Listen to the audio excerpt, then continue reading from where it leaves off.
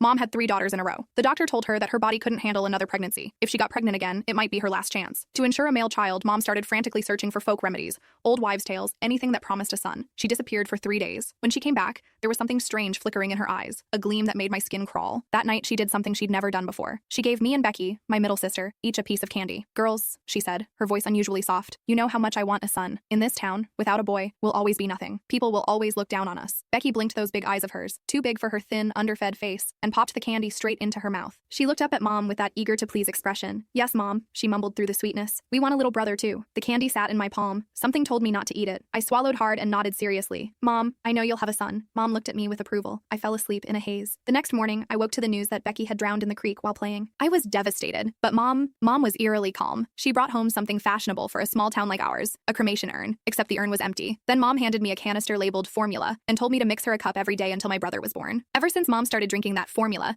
her belly grew bigger and bigger. Half the town said she was carrying twins. Others said the way her belly came to a sharp point meant it was definitely a boy. Mom couldn't stop smiling. "Just one baby," she'd say, beaming. "He's just big, well-nourished." The child really was enormous. Mom's belly swelled up like a watermelon, purple-red stretch marks crawling up toward her chest. She was always complaining about how itchy those marks were, scratching at them until they looked even more horrifying. Raw, angry lines across her skin. Lately, as she got further along, she kept saying her belly felt hard as a rock. Whenever that happened, a cup of that formula would bring color back to her face and calm her down. She even stopped cursing at me as much. But the powder in that canister was running out. I told Mom there wouldn't be enough to last until the baby was born. Should we get more? The moment the words left my mouth, Mom's eyes locked onto me. After I cowered and trembled for a moment, she shook her head. "I'm going to stay at Grandma's for a couple days," she announced. I didn't dare argue. Even without her saying it, I knew. Mom was going to get more formula. Sure enough, when she came back, she said my youngest sister Sarah had been in a car accident. She brought home another empty urn. At the same time, she handed me a sugar canister. It was filled with that same fine, odorless powder. Nothing like milk formula at all. Following her instructions, I mixed the two powders together. I overheard her muttering to herself, "Good thing I kept the smaller one as backup. Otherwise, how would I feed my precious baby boy?" Every hair on my body stood on end, but I could only pretend I hadn't heard. Mom's labor was brutal.